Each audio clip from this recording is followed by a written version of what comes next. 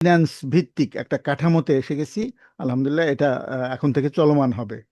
এটা বিশেষ করে আমাদের যে মাস্টার্স বা পড়াশোনার এখন যে স্ট্যান্ডার্ড, এই স্ট্যান্ডার্ড অনুযায়ী প্রত্যেক স্টুডেন্টকে তার থিঙ্কিং স্কিল ডেভেলপমেন্টের জন্য তার একটা রিসার্চ প্রোগ্রাম থাকতেই হবে, বা প্র্যাকটিক্যাল প্রোগ্রাম এবং রিসার্চ প্রোগ্রাম এগুলো না থাকলে তার থিঙ্কিং স্কিল একটা স্পেশাল স্কিল।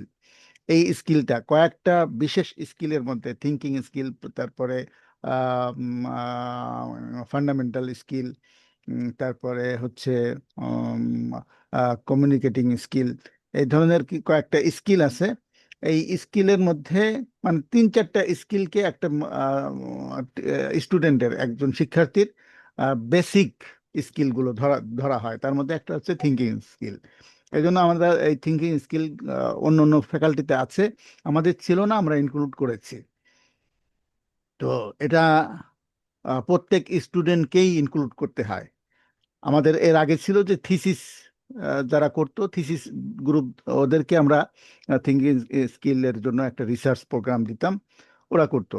কিন্তু যারা সাধারণ গ্রুপে থাকতো, জেনারেল গ্রুপে, তাদের জন্য এই থিঙ্কিং স্কিল ডেভেলপমেন্টের জন্য কোনো আয়োজন ছিল না। তো অন্য অন্য ফ্যাকাল্টিতে আছে সবার জন্য। যারা একটু রিসার্চে ভালো ভালো রিসার্চার হতে পারে বা রিসার্চ স্কিল ভালো, তাদেরকে আমরা বা অন্য অন্য ফ্যাকাল্টিতে রিসার্চ ওয়ার্কের মতো করে একটা প্রোগ্রাম দেওয়া হয়। আর যারা ওই রিসার্চ ওয়ার্কের মধ্যে যাবে না, তাদেরকেও যাতে মোটামুটি একটা থিঙ্কিং স্কিল ডেভেলপমেন্টের প্রোগ্রাম দেওয়া যায়, এই জন্য তাদেরকে দেওয়া হয় প্রজেক্ট। রিসার্চ আর প্রজেক্টের মধ্যে পার্থক্য হলো, রিসার্চ একটা নির্দিষ্ট ফরম্যাট অনুযায়ী নির্দিষ্ট বিষয়ের উপরে নির্দিষ্ট একটা ফাইন্ডিংসকে টার্গেট করে করা হয়, একটা ফাইন্ডিংস ওখানে দিতে হয়, এটা হলো রিসার্চ। আর প্রজেক্টের মধ্যে সাধারণত একটা কাজ সমাধা করা হয়। এটা অনেকটা মানে প্র্যাকটিক্যাল ইসের মতো, একটা প্র্যাকটিক্যাল পারফরমেন্সের মতো, যে তুমি যা শিখলা তা তুমি করতে পারো কিনা, ইমপ্লিমেন্ট করতে পারো কিনা, তাৎবিক করতে পারো কিনা। এই জন্য ইমপ্লিমেন্টিং একটা প্রোগ্রাম, যে তুমি কি তোমাকে একটা কাজ দেওয়া হলো, ওই কাজটা তুমি একটু ইমপ্লিমেন্ট করে আসো। এই ইমপ্লিমেন্টাল একটা ইয়ে নিয়ে, ফ্লেভার নিয়ে যে আয়োজনটা করা হয়, এটাকে আমরা প্রজেক্ট বলি।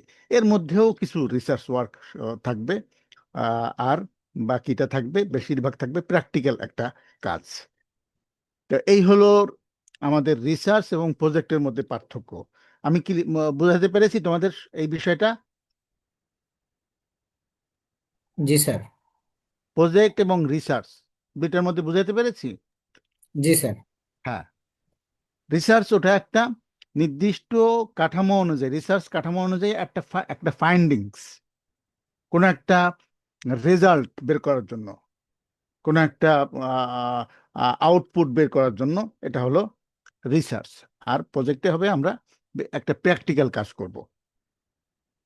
আমাদের যে শিক্ষা এ পর্যন্ত অর্জন করেছি, সেই শিক্ষার ভিত্তিতে কোনো একটা প্র্যাকটিক্যাল বিষয়কে আমরা উপস্থাপন করব। তো আমাদের যে প্রোগ্রামটা আছে, এই প্রোগ্রামের মধ্যে হলো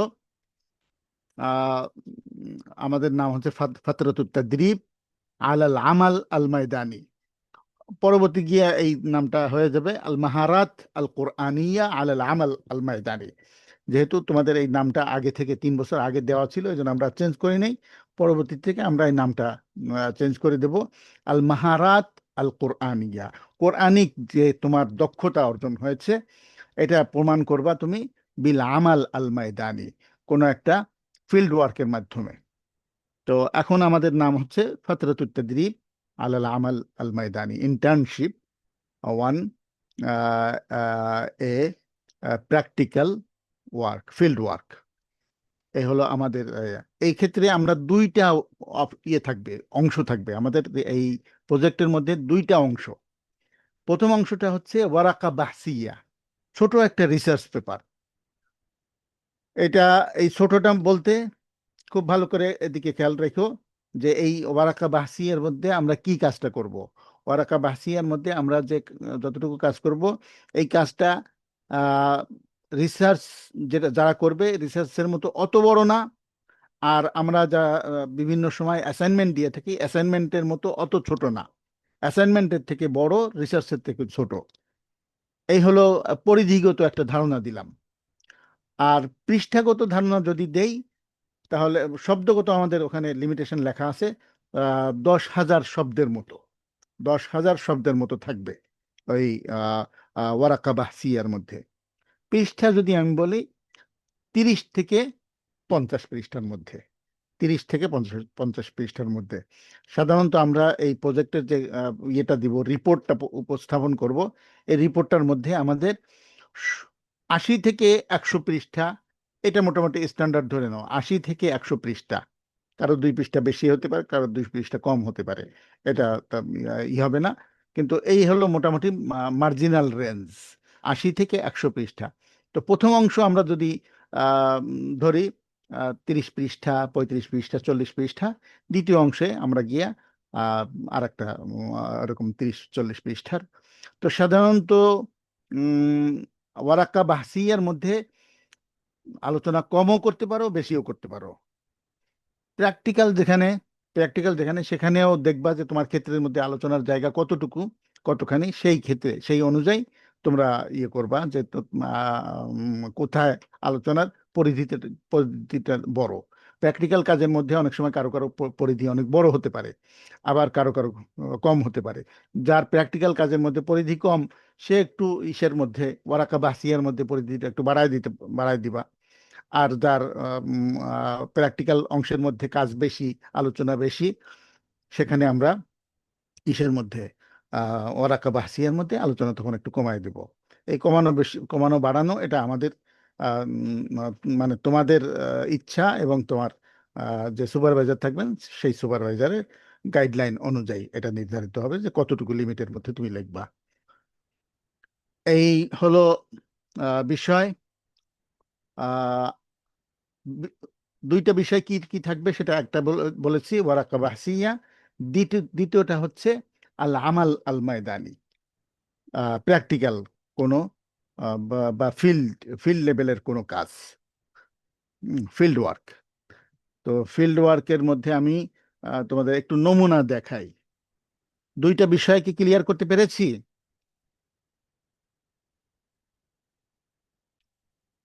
হ্যালো। জি জি স্যার।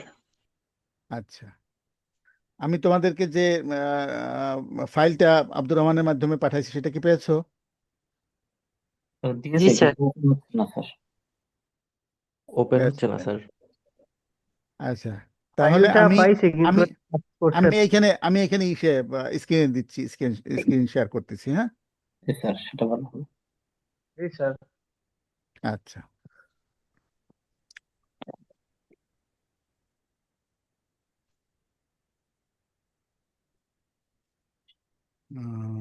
শেয়ার শেয়ার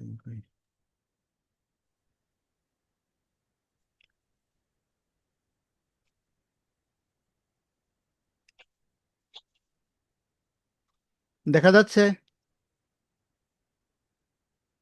জি স্যার। আচ্ছা, এইটা আমাদের আমার যে গ্রুপে আছে তোমাদের ভাই আসিফুর, ওর জন্য আমি আজকে ওর সাথে কথাবার্তা বললাম, ওরে বুঝাই দিছিলাম, আর বাকিটা আমি এখানে তোমাদের জন্য প্রেজেন্ট করলাম। ওর বিষয়টা দিয়েছি, প্রথম বিষয়টা দিয়েছি মানাহিজুত তাফসির আন-নাযারিয়া, দেরাসা তাহলিলিয়া। এটা আমাদের টার্ম পেপার হবে বা ওয়ারাকা বাহসিয়া হবে এইটার উপরে, তাফসির পদ্ধতি। এই আমরা যে ইয়েটা নিব, কি বলা যায়, ওয়ারাকা বাহসিয়া এটা লিখবো, যেহেতু এটা রিসার্চ ওয়ার্ক না। রিসার্চ ওয়ার্কের মধ্যে একটু থাকবে যে বিষয়টা যেন একটু নতুনত্ব থাকে। আমার একটা কবুতর আছে খুব পোষ্য, আহ, আমাদেরকে খুব ই করে। তো ওটা ঘাড়ের উপরে এসে বসে, এই যে বসতে গেছিল, তোমরা মনে হয় দেখেছো। তো যাই হোক, যেটা বলছিলাম যে বরাকা বাহসিয়াত যেটা হবে, রিসার্চের মধ্যে যেমন একটা বিষয়ের মধ্যে নতুনত্ব থাকে, বিষয়টা যেন একটু ক্রিয়েটিভ হয়, এরকম এই থাকে। এখানে আমাদের অত ক্রিয়েটিভিটি না হলেও চলবে। জাস্ট একটা বিষয়কে তুমি উপস্থাপন করবা, ওই বিষয়টা সম্পর্কে তুমি কতটুকু জেনেছো। কোনো একটা বিষয়কে তুমি উপস্থাপন করতে, এটা তুমি রিসার্চ করতে যখন যাবা, সেই রিসার্চ করতে গেলে তোমার পদ্ধতিগত বিষয়টা যেন সুন্দর হয়, পদ্ধতিগত যেন তোমার শিক্ষায় কোনো দুর্বলতা না থাকে, আমরা ওইটা শিখাই দেব। যে তুমি তথ্য উপস্থাপন করো, এই তথ্য উপস্থাপনের যে মানহাজটা, রিসার্চে তথ্য উপস্থাপনের যে মানহাজটা, লেখার মানহাজটা, গবেষণামূলক লেখার যে মানহাজটা, সেই মানহাজটা যেন ঠিক হয়। আমরা তোমাদেরকে এখানে মানহাজ শিখাবো, কিন্তু এখানে একেবারে গুরুত্বপূর্ণ একটা নতুন টপিকস, নতুন আউটপুট, এই ধরনের মানে দৃষ্টিভঙ্গি না রাখলেও চলবে। সেজন্য আমি দিয়েছি, দেখো, মানাহেজুত তাফসীর আন-নাযারিয়া। এটা দিয়ে আমরা নতুন তেমন কিছু আনি নেই। একটা বইতে যেরকম বিষয়গুলো আছে, প্রায় বইয়ের বিষয়গুলোর মতোই এখানে থিওরিটিক্যাল তাফসীর মেথোডোলজি। মানে আমরা যে মানহাজুত তাফসীর পড়েছি, এর থিওরিগত বিষয়টা কেমন, সেটা আমরা এখানে দিব। প্রথমে আমরা মোকদ্দমা আনবো। মোকদ্দমার মধ্যে যে বিষয়গুলো থাকবে, এখানে আমরা দিয়েছি আহমিয়াতু ইলমি তাফসীর ওয়া মাকানাতুহু বাইনাল উলুম আশ-শারঈয়্যা। মানে মুকদ্দমা বলতে এই যে আমরা মানাহিজুত তাফসীর বলতে চাচ্ছি, মানাহিজুত তাফসীর মানে হচ্ছে তাফসীর সংক্রান্ত একটা বিষয়। তাফসীর কেন, তাফসীর নিয়ে আলোচনা কেন করতে যাচ্ছি, তাফসীর একটা গুরুত্বপূর্ণ বিষয়। এই জন্য একটা বিষয় যখন আমরা উপস্থাপন করব, সেই বিষয়ের গুরুত্ব তুলে ধরব। যে কোনো বিষয় আমরা যখন আলোচনা করব, মোকদ্দমার মধ্যে সেই বিষয়ের একটা গুরুত্ব তুলে ধরব। দাওয়াফে ইখতিয়ার আল মাওদু, কি কি, মানে তোমার এই বিষয়টাকে গ্রহণ করার জন্য কোন কোন প্রভাবক কাজ করেছে, কি কি কি বিষয় তোমাকে উদ্বুদ্ধ করেছে এই বিষয়টাকে গ্রহণ করার জন্য, এই বিষয়ে একটু হাইলাইট করতে হয় মোকদ্দমার মধ্যে। ইশকালিয়াতুল বাহস, ইশকালিয়াতুল বাহস বলতে এই গবেষণা করতে তোমার কি মানে কোন প্রশ্ন তোমাকে তাড়িত করে, কোন বিষয়টা, কোন জিনিসটা তুমি তোমার সামনে আনতে চাও। যেমন আমি এখান থেকে যে প্রশ্নটা আমাদের ইশকালিয়াতুল বাহস, আমি আমি কি বুঝি, মানহাজ বুঝি, মানহাজুত তাফসীর কি বুঝি, মানহাজুত তাফসীর বুঝলে আমার কতটুকু উপকার হবে, মানহাজুত তাফসীর বোঝার ক্ষেত্রে আমার কতটুকু ঘাটতি আছে, কতখানি মানহাজুত তাফসীর বুঝলে কোরআন বোঝা যায়। এগুলো হলো প্রশ্ন। এই প্রশ্নগুলোর কারণেই আমি এই বিষয়টাকে আমি এখতিয়ার করি বা অবলম্বন করি। এই জন্য আমার সামনে কি প্রশ্ন থাকে, যে প্রশ্নের আলোকে এই বিষয়টাকে আমি করেছি। এই যে আসএলাতুল বাহস, ইশকালিয়াতুল বাহস, আসএলাতুল বাহস, দুইটাকে আমি একসাথে বললাম। আহদাফুল বাহস, এই গবেষণা করে আমি কি অর্জন করতে চাই, টার্গেটটা কি। আর এরপরে মানহাজুল বাহস, এই মানহাজুল বাহসের ক্ষেত্রে বেশ লম্বা আলোচনা থাকে। গবেষণার মধ্যে সবচেয়ে গুরুত্বপূর্ণ বিষয় হলো মানহাজুল বাহস। এই মানহাজুল বাহস দুঃখজনক হলেও সত্য, আমরাও খুব বেশি দিন আগে জানি নেই। আমি গত বছরও একটা কাজ করতে যাই, মানহাজুল বাহস সম্পর্কে অনেক কিছু আমার কাছে মনে হয়েছে নতুন করে আমার জানতে হয়েছে, আমি জানতাম না। মানহাজুল বাহস আমরা অনেক সময় খুব ছোট বিষয় মনে করতাম, এবং ইতিপূর্ব পর্যন্ত খুব ছোটভাবে উপস্থাপন করতাম। গত বছর একটা প্রপোজাল, রিসার্চ প্রপোজাল এক জায়গায় জমা দিতে গেলে, সে জায়গায় আমাদেরকে বলছে 700 শব্দের মধ্যে তোমার রিসার্চ মেথোডোলজি, রিসার্চ মেথড তুমি উপস্থাপন করো। 700 শব্দ যখন বলেছে, তখন তো আমার মাথা 700 শব্দ এত কি লিখবো, 700 শব্দ লিখতে গেলে মোটামুটি 2-3 পৃষ্ঠা লেখা লাগে। এই 2-3 পৃষ্ঠার মধ্যে আমি কি বর্ণনা করবো, এত বর্ণনা লাগে, এত বর্ণনা লাগে, আমাদের মোটামুটি জানা ছিল না। এক প্যারার মধ্যে আমরা সব বর্ণনা করে দিতাম। তো সেখানে এই বিষয়টা হচ্ছে, তুমি গবেষণাটা উম, একটু বলবো নাকি পরবর্তীতে কোনো এক সময়, যেহেতু তোমাদের এটা এটা রিসার্চ না, সময় যদি বেশি হয়ে যায়, তাহলে আজকে না বলি, অন্য কোনো এক সময় বলবো। না স্যার, বলেন। না স্যার, আমরা শুনি, একটু আমাদের জানা আচ্ছা, দরকার আছে স্যার। মানহাজুল বাহস বলতে প্রথম বিষয় হচ্ছে এই বিষয়টা তুমি আহ, গবেষণার বিভিন্ন রকমের পদ্ধতি আছে। আহ, এর মধ্যে আমাদের বেশিরভাগ গবেষণা হয়ে থাকে আমাদেরটাই বলতেছি, বর্ণনামূলক। এই বর্ণনামূলক আহ, গবেষণাটা তুমি কোন কোন ই থেকে, উৎস থেকে তুমি এটাকে করবা, বর্ণনা করবা। এই বর্ণনা করতে গিয়ে কিছু কিছু মেথড আছে, যে বর্ণনার মধ্যে তুমি কি তুলনামূলক মেথড মেথড অবলম্বন করবা, তুমি কি জরিপ জরিপ ভিত্তিক আলোচনা করবা, তুমি কি মানুষের সাক্ষাৎকারের আলোকে এটাকে আলোচনা করবা। তো সাক্ষাৎকার নেওয়া, জরিপ করা, তারপরে ইন্টারনেট সার্চ করা, বই ঘাটাঘাটি করা, এইগুলো হচ্ছে মেথডের মধ্যে আলোচনা। কোন কোন কোন ধরনের বই, মানে কোন কোন জায়গায় তুমি পাবা, কোন কোন ধরনের বইতে কি ধরনের মানে তথ্য পাবা। কিছু তথ্য হচ্ছে প্রাইমারি সোর্স বলে, আর কিছু হচ্ছে সেকেন্ডারি সোর্স বলে। প্রাইমারি সোর্স হিসেবে তোমার কোন কোন বই বা কোন কোন বিষয়কে তুমি উপস্থাপন করবা। প্রাইমারি সোর্স হলো যে বইটা মানে একেবারে আহ, সরাসরি একজন লেখকের সরাসরি বইয়ের থেকে। যেমন আমাদের নাসিরুদ্দিন মিজি স্যার একটা বই লিখেছেন, নাসিরুদ্দিন মিজি স্যারের বই থেকে যদি নাসিরুদ্দিন মিজি স্যারের বক্তব্য আমি আমার এই থিসিসের মধ্যে কোথাও যদি কাজে লাগাই, সেটা হবে প্রাইমারি সোর্স।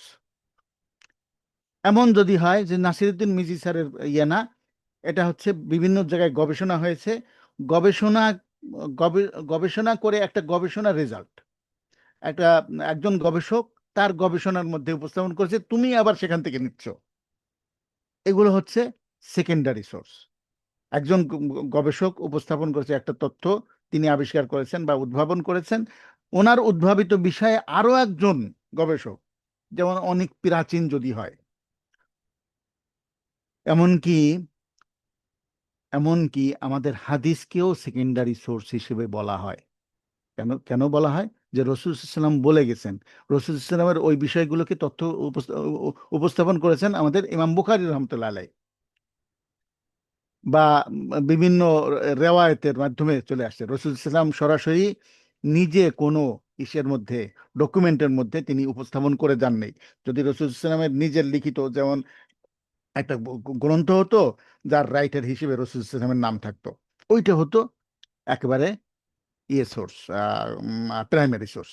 কিন্তু রসুল ইসলামের কথাগুলোকে, রসুল ইসলামের উদ্ধৃতিগুলোকে অন্যরা তাদের গ্রন্থের মধ্যে উপস্থাপন করেছে, এই জন্য আমরা এগুলোকেও সেকেন্ডারি সোর্স হিসেবে দেওয়া হয়। তা তোমার কোন কোন তথ্যগুলো থাকবে, তোমার গবেষণার কোন এরিয়াগুলো থাকবে প্রাইমারি সোর্স, কোন এরিয়াগুলো থাকবে সেকেন্ডারি সোর্স, এগুলোকেও ইসের মধ্যে আলোচনা করে দিতে হয়। তারপরে তোমার এই সময়, কিভাবে সময় কাজে লাগাবা, সময়টা কোন কোন পর্যায়ে কোন কোন ধাপে তুমি এই সময়টাকে ব্যবহার করবা, বা তোমার টাইম লিমিটটা কতটুকু আছে, এই টাইম লিমিটের মধ্যে তোমার গবেষণার যে স্ট্রাকচারটা আছে, বর্ণনাগুলো আছে, যে ধাপগুলো আছে, সেই ধাপগুলোর কোনটা কোন সময় করবা, এগুলোকেও উপস্থাপন করা। কতটুকু তোমার ইয়ে লাগতে পারে, এই গবেষণায় তোমার খরচ খরচা কেমন লাগতে পারে, সে বিষয়ে উপস্থাপন করা। এই সামগ্রিক বিষয়গুলো যেখানে আলোচনা করা হয়, সেটা হচ্ছে মানহাজুল বাহস। অর্থাৎ গবেষণাটা তুমি শুরু কইরা শেষ করবা কিভাবে, এর মাঝখানে যত রকমের প্রসিডিউর আছে, কোথায় যাবা, কোত্থেকে আনবা, কিভাবে আনবা, কত টাকা খরচ হবে, কিভাবে, এই যাবতীয় বিষয়গুলোকে যদি তুমি একবার তুলে ধরো, এইটা হবে মানহাজুল বাহস। গবেষণা যত সূক্ষ্মভাবে তুমি উপস্থাপন করতে চাও, তোমার মানহাজুল বাহসটাকে তুমি তত বিস্তারিতভাবে তোমাকে তুলে ধরতে হবে।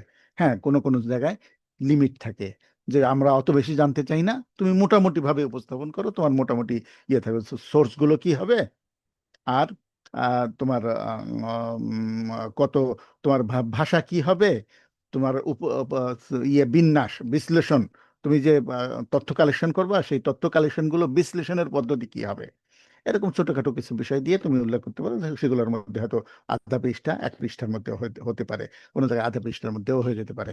কিন্তু যদি বড় গবেষণা হয়, বিশেষ করে কোনো ফান্ডের গবেষণা হয়, সেই ফান্ডের গবেষণার ক্ষেত্রে মানহাজুল বাহসটাকে একেবারে তোমার দেখায় দিতে হবে, যে আমি এই গবেষণা এখান থেকে শুরু করছি, ওখানে যা শেষ করছি, দেখো আমার রোড ম্যাপ। এটা একটা একটা রোড ম্যাপ। রোড ম্যাপটা একেবারে ক্লিয়ার, আমার কোনো জায়গায় আমার অস্পষ্টতা নাই, সুতরাং আমি এই গবেষণাটা জানি, বুঝি, আমি গবেষণাটা শেষ করতে পারবো। দেখো আমার রোড ম্যাপ একেবারে ক্লিয়ার, যাতে কোনো রকমের একজন এটাকে যে মূল্যায়ন করবে সে বুঝতে কোনো রকমের অস্পষ্টতা না থাকে যে এই বেচারা দিয়েছে একটা বিষয় কিন্তু এ শেষ করতে পারবে না, এর দ্বারা সম্ভব হবে না, এরকম কোনো ডাউটের কোনো জায়গা যাতে না থাকে।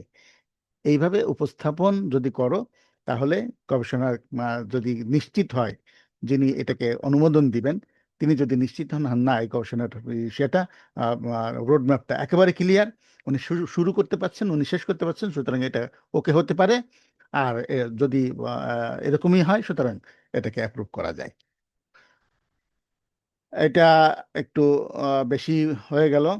হুদুদুল বাহস, হদুদুল বাহসের মধ্যে আমরা মানে কতগুলো বিষয় থাকবে, কোন কোন বিষয়ের উপর তুমি উপস্থাপন করবে, আর সময়টা কেমন থাকবে, কোন কোন জায়গায় কোনো জায়গার বিশেষ আছে কিনা। যেমন কিছু কিছু গবেষণা থাকে যে গবেষণার মধ্যে জায়গায় বসে করা যায় না।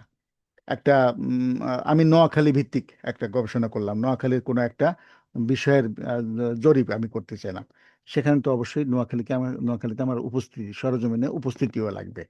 এই জন্য এগুলোকেও আমাকে দিতে হয়। হাইকালুল বাহস মানে হচ্ছে একটা গবেষণায় তোমার যে স্ট্রাকচার হবে, যেমন এটা হলো আমাদের স্ট্রাকচার, আল বাবুল আউয়াল, হ্যাঁ, এই মোকদ্দমা থেকে শুরু করে এটা হলো স্ট্রাকচার। আল মোকদ্দমা, আল বাবুল আউয়াল, আল বাবুল সানি, আল বাবুল সালিস। আমরা এখানে তিনটা এনেছি। ইস্তিনতাজ এটা হচ্ছে উপসংহার। আমরা এখানে তিনটা বাব নিয়েছি, মোকদ্দমা নিয়েছি, ইস্তিনতাজ নিয়েছি। কেন নিয়েছি? যেহেতু এটা আমাদের ছোট পরিসরের গবেষণা। মাস্টার্সের গবেষণার ক্ষেত্রে আমরা মোটামুটি 4টা বাবকে করব থিসিসের জন্য। আমরা যদি এমফিলে যাই কমপক্ষে 5টা অধ্যায় আমরা প্রত্যাশা করব। পিএইচডিতে যাই যদি 6টা 7টা 8টা আহ, এরকম যত 6 7টা 8টা 10টা এ পর্যন্তও যেতে পারে, এতগুলো বাব আমার লাগতে পারে। তো এই হলো বাব সংক্রান্ত ধারণা দিলাম। দেখো আমি প্রথম মোকদ্দমাটাকে ক্লিয়ার করেছি। এরপরে আমরা কি কি বিষয় এনেছি, এই যে কয়টা বাব বানাবো সব সময়, এই আমাদের আমাদের যে শিরোনাম, এই শিরোনাম আমাকে দিবে, দিক নির্দেশনা দিবে যে আমার কোথায় কোথায় আলোচনার বা আমার ক্ষেত্র কোথায়, আমার বক্তব্যের ক্ষেত্র কোথায়। মানাহিজ একটা বিষয়, এটা দিয়ে আমরা নির্দিষ্ট, এটাকেই আমাদের মূল মূল পয়েন্ট। এরপরে আমাদের এই মানাহিজটা কি? তাফসিরের মানাহিজ। তারপরটা কি? আন-নাযরিয়া, এটা তাতবিকিয়া না, নজরিয়া। থিওরিটিক্যাল কি কি ধারণা আছে, এই থিওরিটিক্যাল। এই 3টা শব্দের উপরে দেখো আমি 3টা বাব নির্ধারণ করেছি। প্রথম বাবটা নিয়েছি তাফসির, মাফহুমুত তাফসির ওয়া মাজালাতুহু। দ্বিতীয়টা নিয়েছি আন-নাযরিয়া মানে থিওরি। এই থিওরির মধ্যে নিয়েছি দেখো আদ-দাওয়াবিতুল আম্মা লিত-তাফসির। তাফসির করার ক্ষেত্রে আমাদের কি কি থিওরি আছে, কি কি নীতিমালা আছে, এই নীতিমালা এই শব্দের উপর ভিত্তি করে আমি আমি একটা আর একটা বাব নিয়েছি। তারপরে আমার এরপরের বাবটা হলো মানাহিজুত তাফসির। তো আমার যে বাবগুলো হবে এই শিরোনামের মধ্যে থেকে আমাকে বলে দিবে যে কোন কোন এখানে মূল আলোচ্য বিষয়গুলো কি কি হবে। এইখান থেকেই আমার বাব নির্ধারণ হবে। আন্দাজে নিজের মতো কইরা বানায় এখান থেকে ওখান থেকে এরকম না, এইখান থেকেই চিন্তা ভাবনা করতে হবে যে আমার কোন কোন জায়গায় মূল আলোচ্য বিষয় আছে। সেই মূল আলোচ্য বিষয়ের উপর ভিত্তি করে এখান থেকে যদি এখান থেকে এইটার উপরে যদি আমাদের বাপ বানাতে হতো, আমরা আরো বাপ বানাতে পারতাম। হ্যাঁ, আরো বাপ বানাতে পারতাম, কিন্তু যেহেতু আমরা 3টা বাপ বানাবো এই জন্য এখানে 3টে শব্দের উপরে গুরুত্ব দিয়ে আমরা এখানে 3টা বাপ নির্ধারণ করেছি। প্রথম বাবের মধ্যে আমরা কি এনেছি? মাফহুমুত তাফসির ওয়া আহদাফুহু, নাশাতুত তাফসির ওয়া তাতাউরুহু, আনওয়াউত তাফসির ওয়া আলওয়ানুহু, মাসাদিরুত তাফসির। বেশি এর মধ্যে এই মাফহুমুত তাফসির ও মাজালাতুল মধ্যে আরো অনেক বিষয় আনা যেত। আমরা মাদারিসুত তাফসির আনতে পারতাম, উলামাউত তাফসির আনতে পারতাম, তাবাকাতুল মুফাসসিরিন আনতে পারতাম, আরো বেশি আনতে পারতাম। তো সেগুলো আমরা যেহেতু অল্পের মধ্যে সারবো এই জন্য কয়েকটা পয়েন্ট নিয়েছি। আদ-দাওয়াবিতুল আম্মা লিত-তাফসীরের মধ্যে দিয়েছি শুরুতুত তাফসীর ওয়া আদাবুহু, আল উলুমুল্লাতী ইয়াহতাজু ইলাইহাল মুফাসসির। এগুলো সব তোমাদের পড়া বইতে আছে, জাস্ট ওখান থেকে তুমি এখানে উপস্থাপন করবা। এই উপস্থাপনের মধ্যে গবেষণা নীতিমালা হচ্ছে কিনা, অ্যাপ্লিকেবল হচ্ছে কিনা, গবেষণা নীতিমালা অনুসরণ কইরা তুমি উপস্থাপন করছো কিনা, এইটাই আমাদের দেখার বিষয়।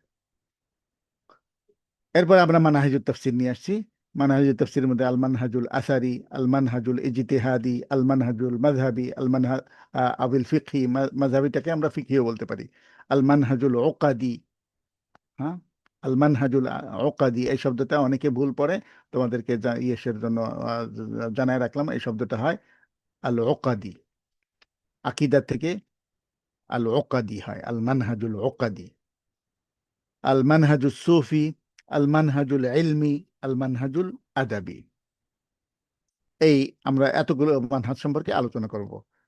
আলোচনা করব কতটুকু, বলছি যে সীমা হলো 30 থেকে 40-50 পৃষ্ঠার মধ্যে। এর মধ্যে যতটুকু আলোচনা করলে আমাদের পৃষ্ঠার সংখ্যা নির্ধারিত থাকে, সেই অনুসারে আলোচনা করব। এর এক একটা আলোচনা দিয়ে তো পৃষ্ঠা ভরে দেওয়া যায়, 50 পৃষ্ঠা লেখা যায় এর এক একটা আলোচনা দ্বারা, কিন্তু আমরা সেভাবে আলোচনা করব না। এরপর আমরা ইস্তিনতাজ বলতে আমরা এখানে কি পাবো, ইস্তিনতাজের মধ্যে কি পাবো, মাফহুম তাফসীর, মানহাজ তাফসীর। হ্যাঁ, আমাদের তাফসীরের মধ্যে বিভিন্ন মানহাজ আছে, বিভিন্ন মানহাজের বিভিন্ন বই আছে, এই বই গ্রন্থ আছে। এই এক এক গ্রন্থ দ্বারা মানুষ এক এক ধরনের দিক নির্দেশনা পায়, এবং প্রত্যেকটা ইসের দ্বারা কোরআনের মূল আমাদের থাকে, কোরআনের মেসেজ আল্লাহ তাআলা যেভাবে দিয়েছেন, কোরআনের মেসেজকে মানুষের কাছে উপস্থাপন করা। এইভাবে আমরা একটা উপসংহার দিব। দেখে একটা ছেলে ফোন করছে। সালাম আলাইকুম রহমতুল্লাহ। আব্দুল্লাহ, কালকে ক্লাসে আমি ইউনিভার্সিটিতে যাব, কিছু মিটিং সিটিং আছে, হ্যাঁ, এই জন্য টাইমটা এখন নির্ধারণ করতে পারতেছি না। যাওয়ার পরে মিটিং সিটিং এর মাঝখান থেকে সময় করে আল্লাহ যদি তৌফিক দেয় ইনশাল্লাহ দেখা হবে। হ্যাঁ, ঠিক আছে, সালাম।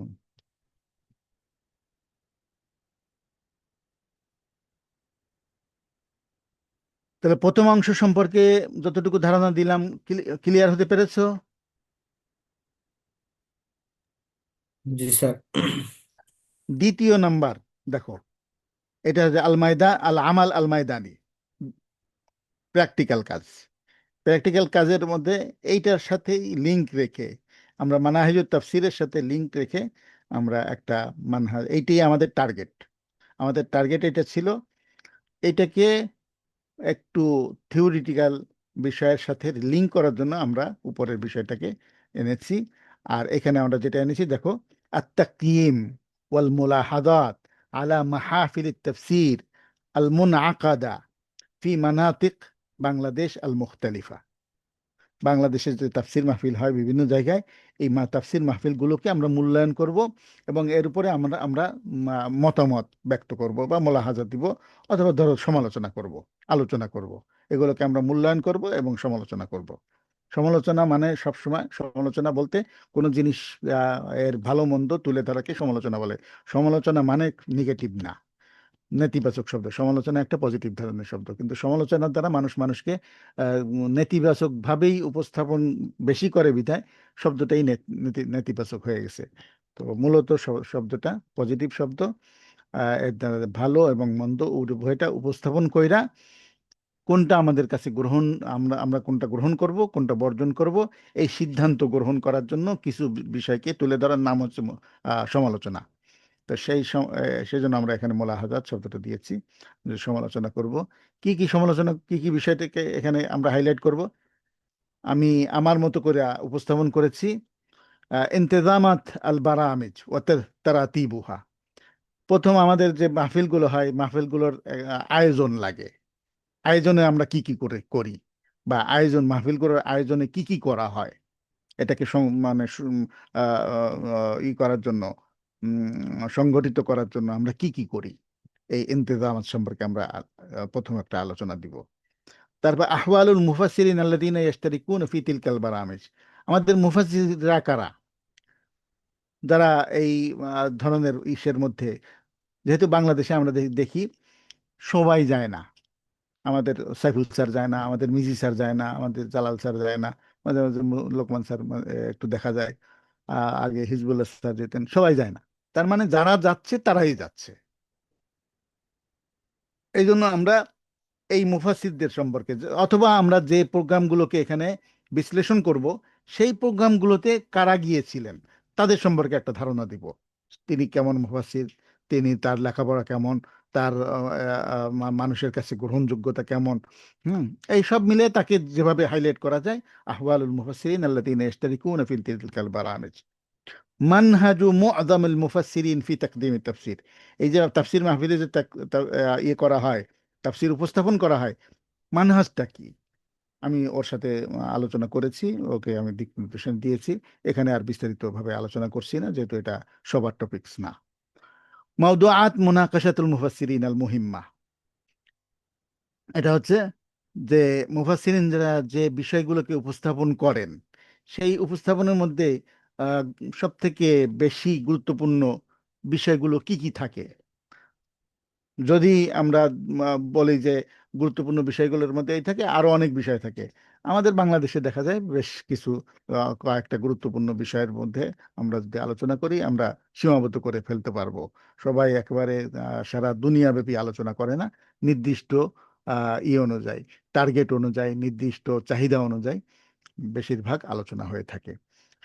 আমরা সে বিষয়টাকে উপস্থাপন করব। অথবা আমরা বলতে পারি, এখানে যেহেতু আমরা 10টা মাহফিল, 10টা মাহফিলের করব, পর্যালোচনা করব, ওই 10টা মাহফিলের আলোচনার ইয়ে কি ছিল, মওদুআতগুলো কি ছিল, বিষয়গুলো কি ছিল। এরপরে আমরা দেখব আহওয়ালুল মুশারিকিন, যারা অংশগ্রহণ করে তাদের অবস্থা কি, কোন ধরনের, কোন শ্রেণীর লোক, কোন ধরনের শিক্ষার লোক, কোন ধরনের কোন তো কেমন ধরনের আগ্রহ নিয়ে তারা আসে।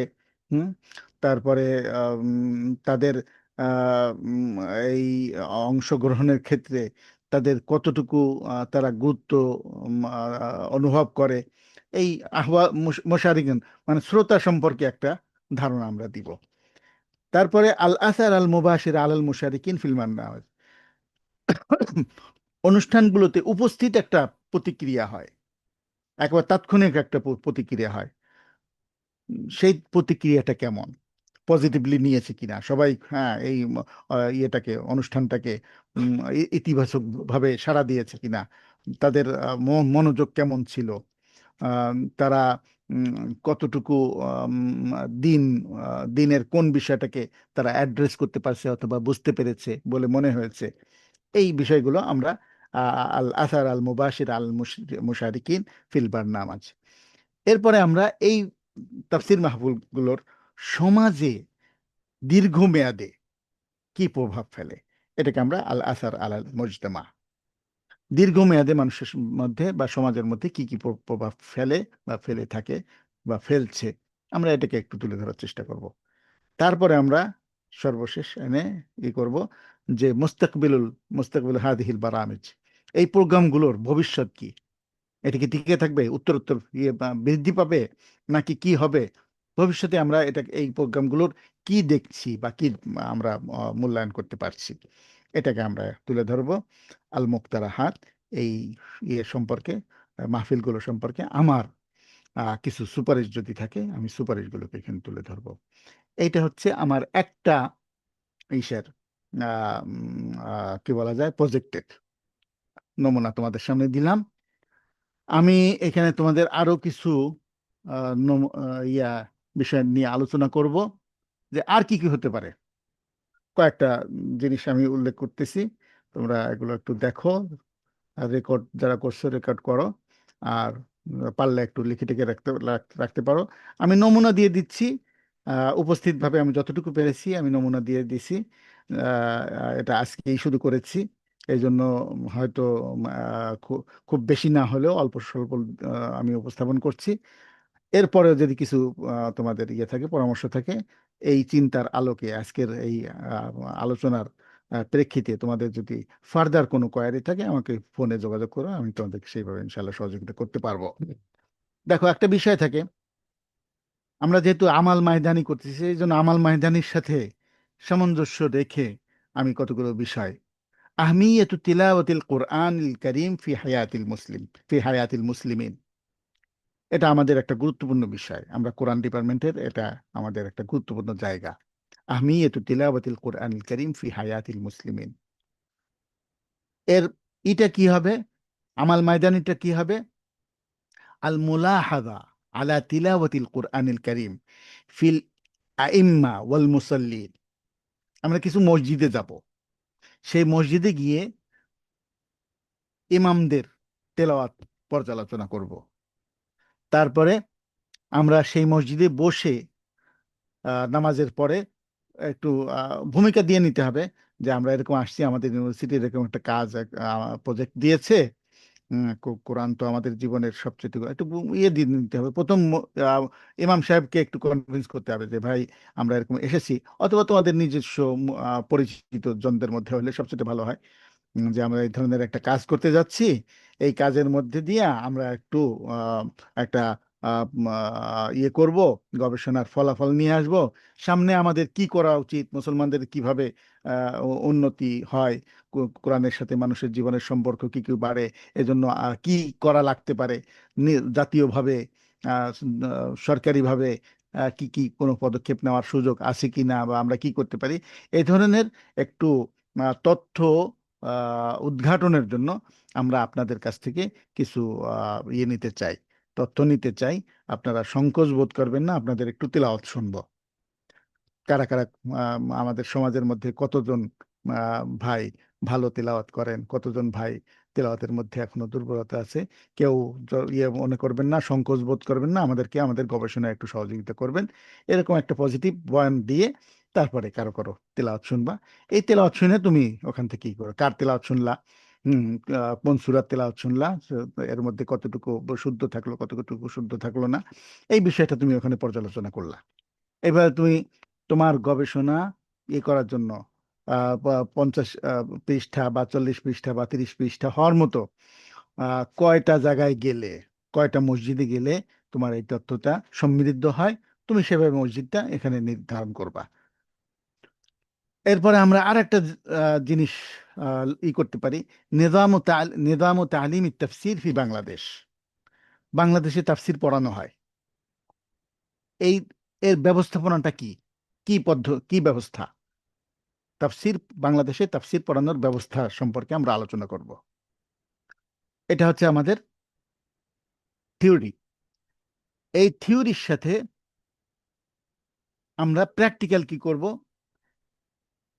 একটা মাদ্রাসায় যাব, সেই মাদ্রাসায় যায় আমরা তার দরসগুলোকে, এখানে এখানে আমাদের পরিকল্পনা ছিল যে আমরা বিশ্ববিদ্যালয় থেকে আরবি বিশ্ববিদ্যালয়ের সাথে একটা যোগাযোগের মাধ্যমে আমরা কিছু মাদ্রাসায় পাঠাবো, সেটা সরকারিভাবে যাবে, তোমরা যাবা, এরকম একটা পরিকল্পনা ছিল।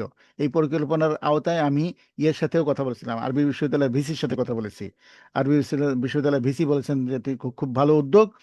আম, উনি আমার বড় ভাই, সেই সময় আমার তুমি বলছে যে তুমি ইয়ের সাথে কথা বলো, ডিনের সাথে কথা বলো। ডিন আমাদের অলিউল্লাহ স্যার ছিলেন, দাওয়া ডিপার্টমেন্টের, তোমরা অনেকে হয়তো চিনো। ওনার সাথে আমি কথা বলেছি, উনি আমাকে বলেছেন খুব ভালো উদ্যোগ, তুমি এক কাজ করবা, তোমার ডিপার্টমেন্টের একটা লেটার আমাদেরকে দিবা যে আমরা অমুক অমুক মাদ্রাসায় আমাদের ছেলেদেরকে পাঠাতে চাই এই কাজের জন্য। তখন আমরা আরবি বিশ্ববিদ্যালয় থেকে আমরা ওই মাদ্রাসাগুলোতে চিঠি দিব। তো এই চিঠি মারফত যদি তোমরা যেতে, তাহলে কোনো জায়গায় কোনো সংকোচ হতো না, বরং অত্যন্ত সমাদরের সাথে তোমরা গবেষণা কাজটা করে নিয়ে আসতে পারতা। কিন্তু সেই প্রক্রিয়াটা আমরা আমাদের ডিপার্টমেন্ট থেকে সম্পন্ন করতে পারি নাই। এখন যেটা হবে সেটা হলো, তোমরা এই ধরনের কোনো মাদ্রাসা ভিত্তিক কোনো প্রজেক্টে যদি যাও, তাহলে তোমরা নিজেদের পরিচিত একটা মাদ্রাসা, সেই মাদ্রাসা গিয়ে গিয়ে তোমরা এই তাফসিরের যে কোরআন তরজমা ক্লাস হয়, তাফসিরের যে ক্লাস হয়, এই ক্লাসগুলোকে তোমরা একটু পর্যবেক্ষণ করবা, সেই ক্লাসে উপস্থিত হবা, কিভাবে উপস্থাপিত হচ্ছে, কি কি ওইখানে কোন কোন তাফসির পড়ানো হয়, কতটুকু তাফসির পড়ানো হয়, তাফসিরের ক্লাস কতগুলো ক্লাস হয়, এবং কোরআনের কতটুকু তাফসির তারা সম্পন্ন করতে পারে, এরকম একটা ধারণা তুমি ওখান থেকে নিয়ে আসবা, যে ধারণা তোমার গবেষণাকে সম্মিলিত করবে। এই একটা ফিল্ড।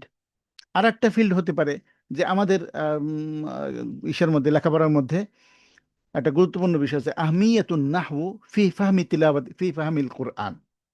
কোরআন বোঝার ক্ষেত্রে নাহু, নাহুর ভূমিকা কি, গুরুত্ব কি, এটা আমাদের একটা গুরুত্বপূর্ণ প্রশ্ন। এটা তোমার হলো ইয়ে অংশ, থিওরিটিক্যাল অংশ বা ওয়ারাকা বাহসিয়া, আহমিয়াতুন নাহু ফি ফাহমি আল কোরআনিল কারীম। এর সাথে তুমি ওরকম একটা মাদ্রাসায় যাবা, সেই মাদ্রাসার নাহু সরফের যে ক্লাসগুলো হয় সেই ক্লাসগুলোকে একটু পর্যালোচনা করলা, দেখলা, এবং সেখান থেকে তোমার মতামত নিয়ে আসলা। ছাত্ররা কতটুকু বুঝে, ছাত্ররা কতটুকু, যেহেতু তিলাওয়াত ফাহমিল কোরআন, এই কোনো ছাত্রকে তোমরা একটু ইয়েও করতে পারো যে এখানে নাহুর এই কায়দার দ্বারা কোরআন বোঝার ক্ষেত্রে, বা তুমি নাহু শিখছো, তোমার নাহু শেখার দ্বারা তুমি কতটুকু কোরআন বুঝো, কোরআন বুঝতে তোমার এইখানে এই এ, ই হয়েছে, নাহুর এই কায়দা হয়েছে, এই নাহু কায়দার কারণে কোরআনের এই আয়াতের তো অর্থ কি হবে। এভাবে তোমরা একটু বিশ্লেষণ করে নিয়ে আসবা, বিশ্লেষণ করে দেখাবা যে আমাদের মাদ্রাসাগুলোতে নাহুর যে পড়াশোনা হচ্ছে সেই পড়াশোনার দ্বারা আসলে আমাদের ছাত্ররা কোরআন বুঝতে পারছে কিনা বা কোরআন বোঝার মতো ক্ষমতা তাদের অর্জন হচ্ছে কিনা, এটা তোমরা তুলে নিয়ে আসবা। এই একটা বিষয় হতে পারে। আর একটা বিষয় হতে পারে যে আমরা শুধু নাহু তাফসির এর মধ্যে গেলাম না, একটু আরো একটু অন্য ফিল্ডে যাই। সেটা হতে পারে আল আত্তাউজিহাত আল ইকতিসাদিয়্যা ফিল কোরআনিল কারীম। আত্তাউজিহাত আল ইকতিসাদিয়্যা ফিল কোরআনিল কারীম, কোরআনে অর্থনৈতিক দিক নির্দেশনা। এটার উপরে আমরা থিওরিটা রেডি করলাম। এরপরে আমরা থিওরির পরে ইসের জন্য, কি বলা যায়, প্র্যাকটিক্যালের জন্য আমরা যাব আল মুকারানা বাইনা মুয়ুলিন নাস ফিল ইকতিসাদ আর রিবাবি ওয়া গায়র আর রিবাবি। অর্থাৎ আমাদের যে সুদ ভিত্তিক অর্থনীতি আছে এবং সুদ ছাড়া যে অর্থনৈতিক ব্যবস্থা আছে, এই দুইটার মধ্যে মানুষের আগ্রহ কোন দিকে বেশি, বা আগ্রহর এই অবস্থাটা কেমন। মানুষের আগ্রহ কি সুদভিত্তিক অর্থনৈতিক ব্যবস্থার দিকে মানুষের প্রবণতা বেশি, নাকি সুদবিহীন অর্থনৈতিক ব্যবস্থার প্রতি মানুষের প্রবণতা বেশি, এটাকে আমরা একটু তুলনা করে আসব। এই তুলনার ক্ষেত্রে কি করব, আমরা ইসে যাব, ব্যাংক, একটা ইসলামী ব্যাংকে যাব, যেহেতু ওখানে সুদবিহীন ইসলামী ব্যাংকে যাব, যে আপনার এই এলাকার মধ্যে আহ, এলাকার একটা নিবা, একটা জেলা নিবা হয়তো, যেহেতু এই ব্যাংকগুলো হচ্ছে তোমার একটা জেলার মধ্যেই, বা ছোট্ট কোনো অংশ হতে পারে। আর উপজেলা লেভেলে যদি থাকে কোনো ব্যাংক ট্যাঙ্ক, উপজেলা লেভেলে সাধারণত ইসলামী ব্যাংক নেই, এজন্য জেলা ভিত্তিকই নিবা। জেলা ভিত্তিক একটা জেলার মধ্যে কত জনসংখ্যা আছে, এই জনসংখ্যার মধ্যে ইসলাম ব্যাংকের ক্লায়েন্ট কতজন, আল আরাফা ব্যাংকের ক্লায়েন্ট কতজন, এরকম ইসলামী ব্যাংক যেখানে যেখানে আছে সেখানে ক্লায়েন্ট কতজন, আর অন্যান্য ব্যাংকের মধ্যে যায় ক্লায়েন্ট, শুধু একটু যায়, মানে দেখে আসলে হবে যে ক্লায়েন্টের সংখ্যাটা কোন ব্যাংকে কতটুকু। এটা তুমি গেলা, ওই ব্যাংকের পরিচয় দিলা, তারপর ব্যাংকে কার সাথে কথা বললা, কার সাথে তার সাথে কথা বললা, তারপরে তথ্যটা তো তুমি নিয়ে আসলা। এরপরে তুমি যদি পারো কোনো একজন আহ ইসের সাথে, ম্যানেজারের সাথে একটু সাক্ষাৎ করলা, ম্যানেজারের সাথে জিজ্ঞেস করলা যে আপনার ব্যাংকের প্রতি মানুষের আগ্রহটা কেমন, কেমন দেখেন আপনারা, আপনারা ভবিষ্যৎ কি দেখেন, দিন দিন কি এটা উন্নতি হচ্ছে নাকি আরো পিছনে যাচ্ছে আপনার ব্যাংকের ক্লায়েন্ট সংখ্যা। একটা নিতে পারো যে আপনারা কেমন দেখতেছেন, এবং, কয়েক বছরের মধ্যে এটার উন্নতির রেটটা কেমন, এই রেটটা তুমি একটু দেখাতে পারো। তারপরে কোনো একজন ইসের মধ্যে একজন গ্রাহকের সাথে একটু কথা বলতে পারো, একজন হোক দুইজন হোক, এটা হচ্ছে তোমার আহ, ইয়েটা প্রজেক্টটা যে বড় হবে, প্রজেক্টের কলিবার অনুযায়ী তুমি সেই জায়গাটা ফিল আপ করার জন্য কয়জনের সাথে দেখা করলে ভালো হয়। একটু সাক্ষাৎ করলা, সাক্ষাৎ করে জিজ্ঞেস করলা, ভাই আপনি এই যে ইসলামী ব্যাংকে আসেন, কেন আসছেন, কোন ভিত্তিতে আসছেন? লাভের কারণে আসছেন, এখানে লাভ বেশি দেয় এই জন্য আসছেন, নাকি ইসলামী অর্থনীতি বা ইসলামী অর্থনৈতিক ব্যবস্থা এটা আপনি পছন্দ করছেন, সুদবিহীন অর্থনৈতিক ব্যবস্থা পছন্দ করেছেন এটার জন্য? এরকম কয়েকটা প্রশ্ন করে ওনার কাছ থেকে একটা সাক্ষাৎকার নিয়ে আসলাম। তারপরে তুমি গেলা আমাদের সাধারণ ব্যাংকে। সাধারণ ব্যাংক ওগুলোর থেকেও একটু তথ্য নিলা যে তাদের ক্লায়েন্ট কেমন। এই দুই ক্লায়েন্টের মধ্যে একটা তুলনা দেখাইলা যে সংখ্যাটা কেমন। আর একটা হলো যে ওই ধরনের ব্যাংকের ম্যানেজারের সাথেও তুমি কথাবার্তা বললা যে আপনাদের ব্যাংকের প্রতি মানুষের আস্থা কেমন, মানুষের আগ্রহ কেমন, সেখানেও একটু তাদের তথ্য নিয়ে আসলা। ওখানকার কিছু গ্রাহক যদি সম্ভব হয় গ্রাহকদের কাছ থেকেও একটু সাক্ষাৎকার নিলা যে আপনারা এখানে আসছেন, ইসলাম আমাদেরকে একটা অর্থনৈতিক ব্যবস্থা দিয়েছে, সেই ব্যবস্থার মধ্যে সুদ ব্যাপারে একটা তথ্য আছে। তুমি বললা যে এই ব্যাপারে কোরআন আমরা একটু এই ধরনের পড়াশোনা করেছি, তো পড়াশোনা করার কারণে আমরা একটু দেখতে আসছি যে আসলে সুদবিহীন ইসের মধ্যে কেন আসছেন। উনি হয়তো বলতে পারে যে আমি এখানে স্বাচ্ছন্দ্য বোধ করি, অথবা আমি সুদ খাই না, সুদ আমি ফেলে দেই, আমি ব্যাংকের সুদবিহীন লেনদেন করি, কিন্তু আমার ওনার হয়তো কোনো একটা কারণ বলবে। এই কারণটা এগুলোকে তোমরা একটু বিশ্লেষণ করবা। এই একটা ফিল্ড হতে পারে। আর একটা ফিল্ডের কথা বলছি, আমাদের সামাজিক ফিল্ড। সামাজিক ফিল্ডের মধ্যে যেমন বিররুল ওয়ালিদাইন ফিল কোরআনিল কারীম, পিতামাতার প্রতি কর্তব্য কোরআনের মধ্যে উল্লেখ হয়েছে, বিভিন্নভাবে উল্লেখ হয়েছে। এটা হলো আমাদের থিওরি। আমাদের প্র্যাকটিক্যাল যে প্রসঙ্গটা হবে সেটা হলো আহওয়ালু বিররিল ওয়ালিদাইন ফিল মুজতামা ফি রুইয়াতিন মুবাশারা। আমরা কিছু পরিবারে যাব, কিছু পরিবারের কাছ থেকে জানা কিছু পরিবারের তথ্য দিতে পারি, কিছু পরিবারে আমরা গিয়ে সেখানে আমরা একটু তথ্য নিয়ে আসতে পারি যে পিতামাতা কেমন আছেন, পিতামাতাকে কিভাবে দেখা হয়, কতটুকু পিতামাতা সম্মানজনক অবস্থায় আছেন, বা কোনো জায়গায় কোনো পিতামাতার কোনো আছে কিনা। তারপর আমাদের কিছু পিতামাতার হয় পেপারে, পেপার পত্রিকায় কিছু পিতামাতার ভালো খবরও আসে, কিছু মর্মান্তিক খবরও আসে।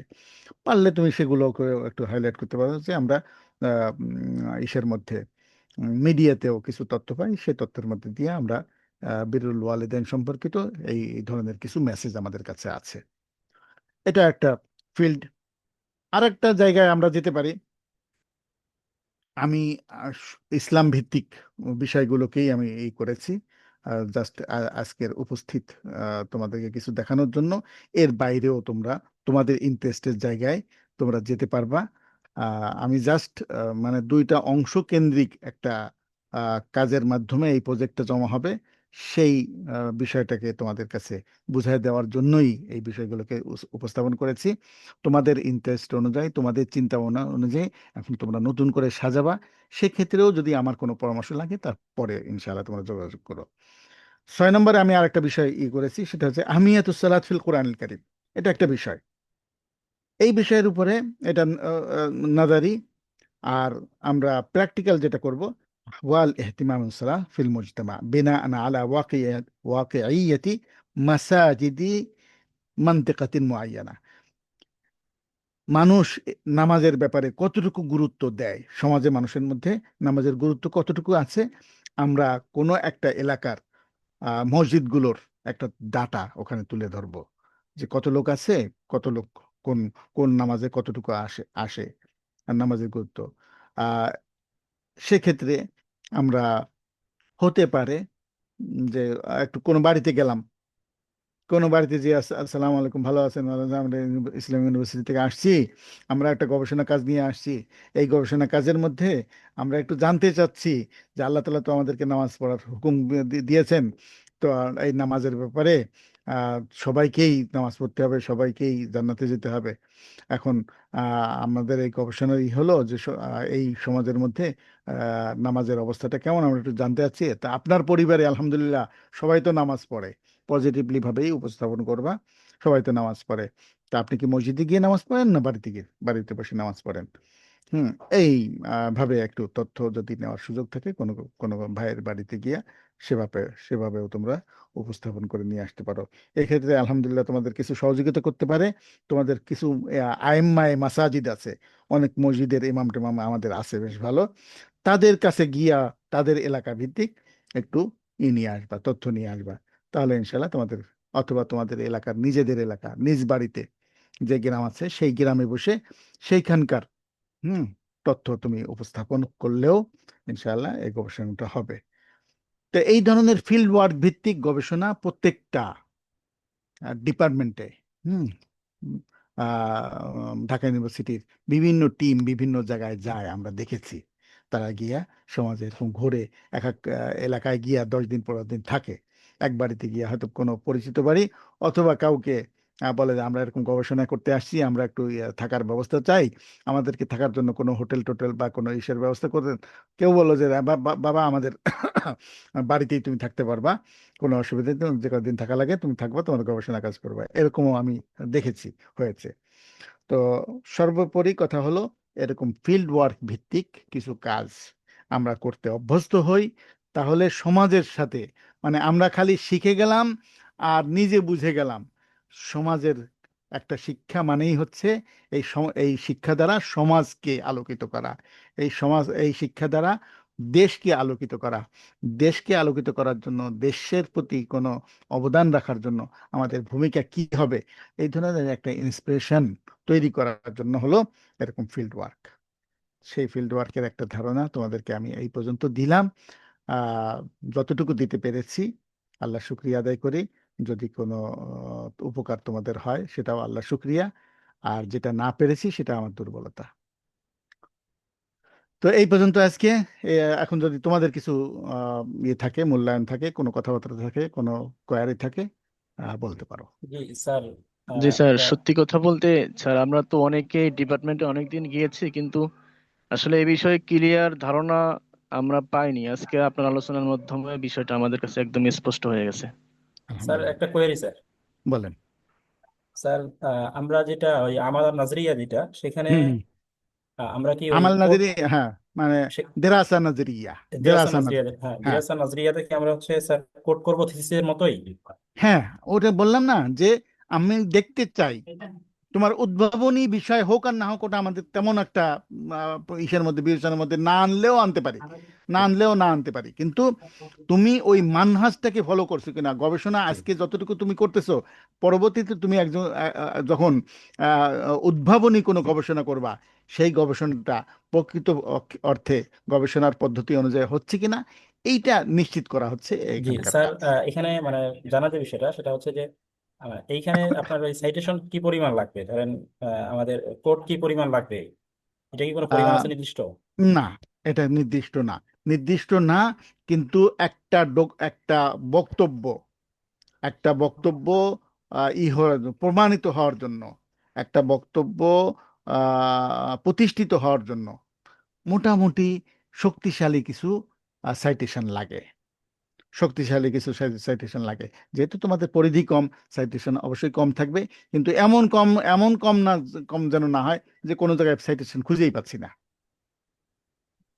জি স্যার, ঠিক ধন্যবাদ স্যার। আছে, জি স্যার। এরকম খুঁজে না পাওয়ার মতো যেন যেন না হয়, অন্তত আমাদের চোখে পড়ার মতো যথেষ্ট ইয়ে থাকে, পরিধি কম হোক, সংখ্যা কম হোক, কিন্তু কথা হচ্ছে যে যেন উপস্থাপন শক্তিশালী হওয়ার জন্য যতটুকু সাইটেশন দরকার সেই সাইটেশনটা যেন থাকে।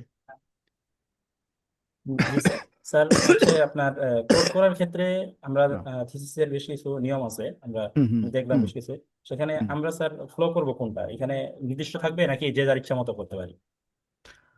আহ, কোড করা নাকি রেফারেন্স উল্লেখ করার ক্ষেত্রে? রেফারেন্স রেফারেন্স উল্লেখ করা স্যার।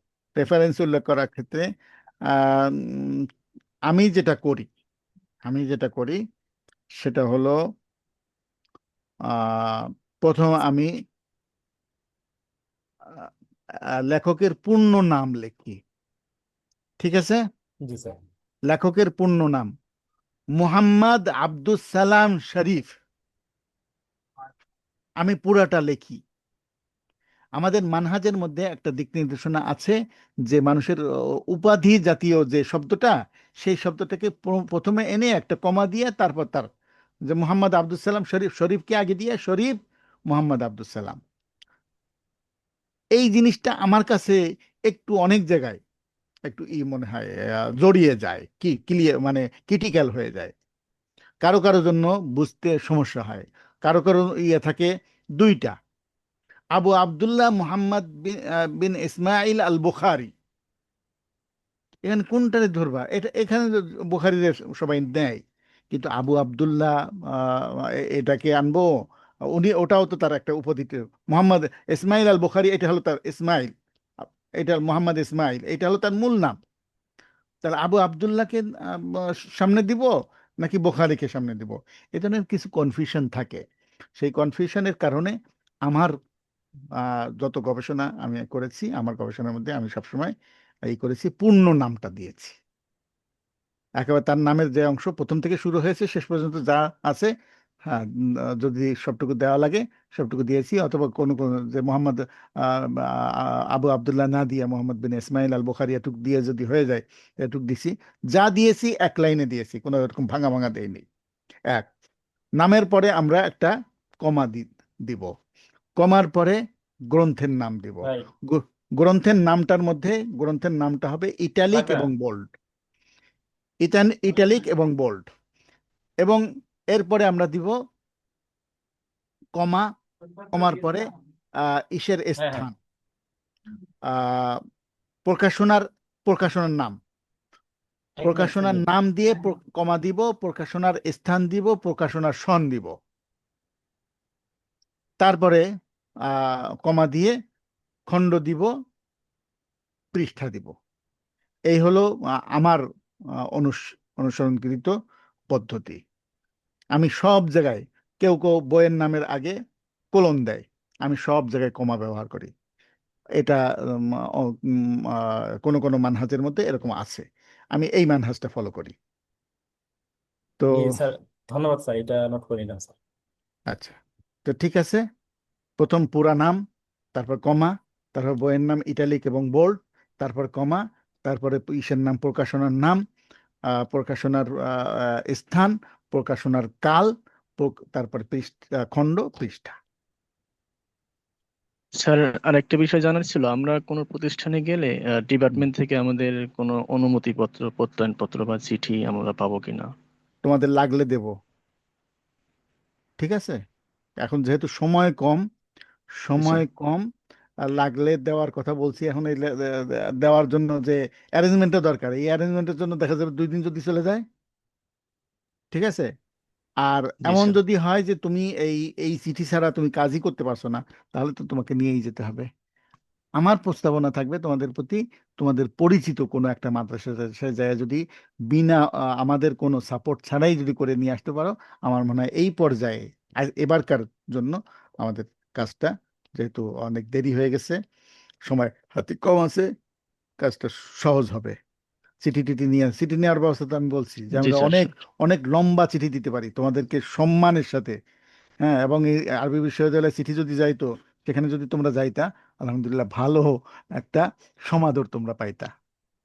মাদ্রাসাগুলো তোমাদেরকে বেশ সমাদর করতো, বেশ করতো। হুম, সমাদরের মধ্যে যা হয় তাই। জি স্যার। তো এটা আমরা করতে প্ল্যান নিয়েছিলাম, কিন্তু সময়ের অভাব, বা সবার সবার সার্বিক তৎপরতা না হওয়ার কারণে হয়নি। আমাদের তাকদিরে নাই স্যার। যা বলো বলতে পারো।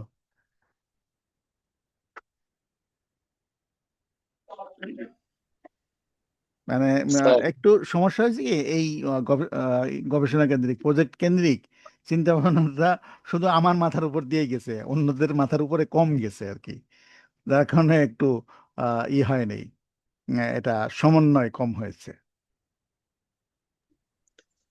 স্যার আরেকটা বিষয়, বলেন। জি, প্রজেক্ট কি আরবিতেই লিখতে হবে স্যার? আরবি এবং ইংরেজি, এটা আমাদের একটা লিমিটেশনস হয়ে গেছে। এটা লিমিটেশনসটা হলো ইসের কারণে, আমরা জানি তো না এই ধরনের কিছু হবে আমাদের সামনে। আমরা আগামীতে হয়তো চেষ্টা করব এটাকে 3 ভাষায় রাখার জন্য কোনো উপায় করা যায় কিনা। সেটা আমরা বের করার চেষ্টা করব। হ্যাঁ, কিন্তু এখন পর্যন্ত তোমাদের যে সিলেবাস আছে, যে অর্ডিন্যান্স আছে, সেই অর্ডিন্যান্সের মধ্যে লেখা আছে যে এটা আইদার ইংলিশ অর অ্যারাবিক, দুইটা অপশনই আমাদের আছে।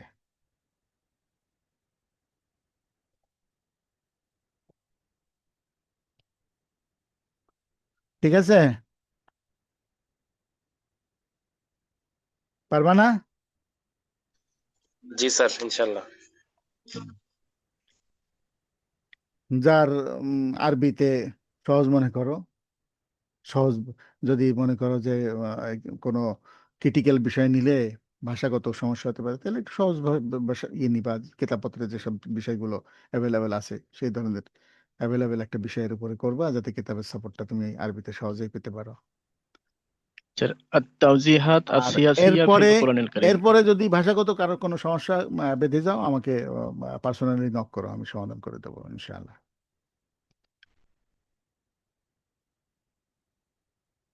বলো। হ্যাঁ, কি একটা প্রশ্ন ছিল, কে যেন বলছিল? স্যার আস-সিয়াসা আত-তাওজিহাত আস-সিয়াসিয়া ফিল কোরআনিল কারীম, এই ধরনের শিরোনাম চয়েস করা যাবে কিনা? হুম হুম, যাবে না কেন, অবশ্যই যাবে।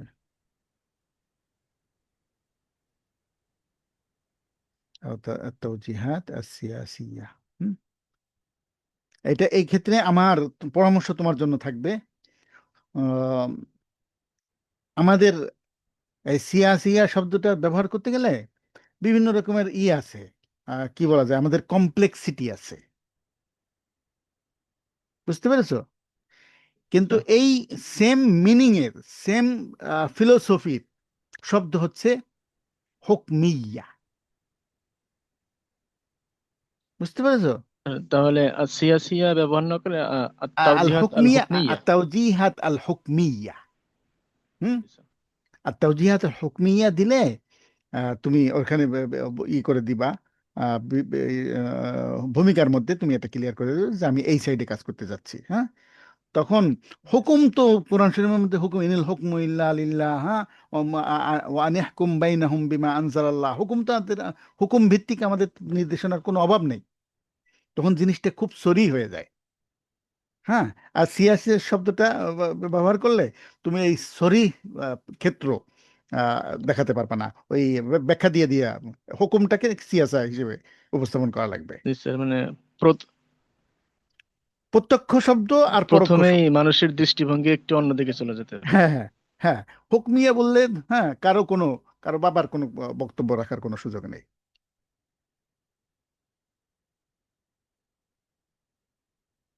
জি স্যার, শুক্রিয়া স্যার। আচ্ছা, আর তাহলে রাখবো আমি, তোমাদের যদি কোনো কোয়ারি না থাকে রেখে দিলে আমার জন্য একটু সুবিধা আছে। জি স্যার, ইনশাল্লাহ শেষ করতে পারি। নাইম কই, নাইম? জি স্যার, বলেন। ঠিক আছে, জি স্যার। আচ্ছা, তাহলে জাজাকুমুল্লাহ, ভালো থাকবা, দোয়া করো। স্যার, জি, আসসালামু আসসালামু আলাইকুম আলাইকুম। রহমতুল্লাহি ওয়া বারাকাতুহু। ওয়ালাইকুম আসসালাম রহমতুল্লাহি বারাকাতুহু। আপনার কাছে খুব প্রাণবন্ত লাগছে স্যার। কেন? জানি না স্যার, তবে মানে খুব ফ্রেন্ডলি এবং খুবই বেশি প্রাণবন্ত মনে হচ্ছে। আমি কোন দিন আমি খুব দুঃখ পাই যে আমাকে ফ্রেন্ডলি হিসেবে আজকে পাচ্ছ, আগে পাও নাই। এই যে মূল্যায়নটা, এই মূল্যায়নটা আমি ব্যক্তিগতভাবে মেনে নিতে পারি না। I am always friendly, definitely mentally, sir, but actively. আমি যদি ফ্রেন্ডলি না হই, তাহলে আমি মনে করি না পৃথিবীতে আর কোনো মানুষ ফ্রেন্ডলি। কিন্তু একটা জায়গা তোমরা আমাকে ভুল অ্যাড্রেস করো, আমি কি তোমাদের জীবনের উন্নতিটা আমি নিশ্চিত করার ব্যাপারে কাজ করব না? Definitely sir.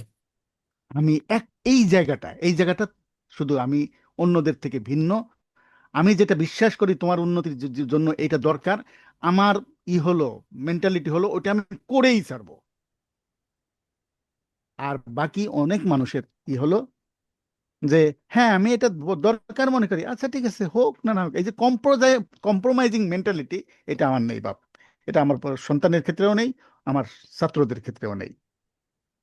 কিন্তু তোমাদের উপরে কোনো অযাচিত বিষয়, অবাঞ্ছিত বিষয়, অপ্রয়োজনীয় বিষয় তোমাদের উপরে আরোপ করি কিনা, স্যার মোটেও এমনটা তো মোটেও করেন না স্যার। সেটা যদি না হয় তাহলে আমি তোমাদের কাছ থেকে আশা করব যে always consider me as friendly. Definitely sir. এটা যদি কনসিডার করো, আমি তোমাদের সাথে আরো বেশি শেয়ারিং এ যেতে পারবো, আরো বেশি তোমাদেরকে কাছে আনতে পারবো, তোমাদেরকে দিতে পারবো, তোমাদের কাছ থেকে নিতে পারবো। কিন্তু আমি কিছু কিছু বিষয় টের পাই যে আমার অ্যাটিটিউডকে মানুষ আমাকে আমাকে নাকি ভয় পায় ছেলেরা। আমি ভয় দেই না, আমি কাজ উদ্ধার করার জন্য তৎপর, 100% তৎপরতা দিতে চেষ্টা করি কাজ উদ্ধার করার জন্য, ন্যায্যতা উদ্ধারের জন্য, এতটুকু। বাকি অন্য কিছু না। ফ্রেন্ডলি জায়গা জায়গা আমার মনে হয় এখানে যদি কোনোভাবে কোনো ভিন্ন ব্যাখ্যা হয়, অবশ্যই এটা আমার প্রতি অবিচার করা হবে। তোমরা কাছে এসো, কথা বলো, তোমাদের কাছ থেকে বিভিন্ন রকমের তোমাদের জীবনের কোনো বিষয়কে আমার সাথে যদি শেয়ার করো, আমি অত্যন্ত আনন্দ বোধ করি। তোমাদেরকে কোনো বিষয়ে যদি কোনো দিক নির্দেশনা দিতে পারি, কোনো পরামর্শ দিতে পারি, পরামর্শের প্রয়োজন হয়, এরকম জায়গায় আমাকে অত্যন্ত আনন্দিত করে। ইভেন সেটা পার্সোনাল, ইভেন সেটা বৈষয়িক, ইভেন সেটা ফাইন্যান্সিয়াল। সুতরাং এই জায়গাটা তোমরা একটু আহ নিজেরাও ফিল করো, মেসেজটা সেইভাবে দিও। আমার ছেলেরা যেন আমার থেকে দূরে না থাকে, আমার ছেলেরা যেন আমার দূরে, আমার আমার সম্পদ। আমি অনেক সময় বলেছি, তোমাদের কারো কাছে বলেছি কিনা জানি না, আমার সম্পদ আমার ছেলে। আমি কোনো পলিটিক্স করি না, আমি কিচ্ছু করি না। আমার শুধু পড়াশোনা, আমার ছেলে, আমার আমার ডিপার্টমেন্ট, আমার আমা- আ- আ- আ- আমার ইয়া ছেলেদেরকে আমার গাইডলাইন, এইটাই হচ্ছে আমার উপজীব্য, এইটাই আমার পুঁজি। এই পুঁজি থেকে যেন আমাকে কখনো না করা হয়, সাইড আউট করা না হয়। কালকে একটা মেয়ে আমার ফোন দিয়ে বলছে, স্যার আপনাকে ফোন দিতে আমার ভয় লাগে। কবে আমি বলেছি যে আমার ফোন দিতে? আমি নিজে আমার ইমেল তোমাদের সাথে শেয়ার করি, আমার ফোন তোমাদের সাথে শেয়ার করেছি প্রথম ফার্স্ট ইয়ার থেকেই। তো আমাকে ফোন দিতে তোমাদের কেন হবে, সংকোচ কেন হবে? তো ঠিক আছে বাবা, ভালো থাকবা, হ্যাঁ। ঠিক আছে স্যার, অসংখ্য শুক্রিয়া। শুক্রান লাকুম। আসসালামু আলাইকুম। সালাম। ওয়ালাইকুম আসসালাম রহমতুল্লাহ।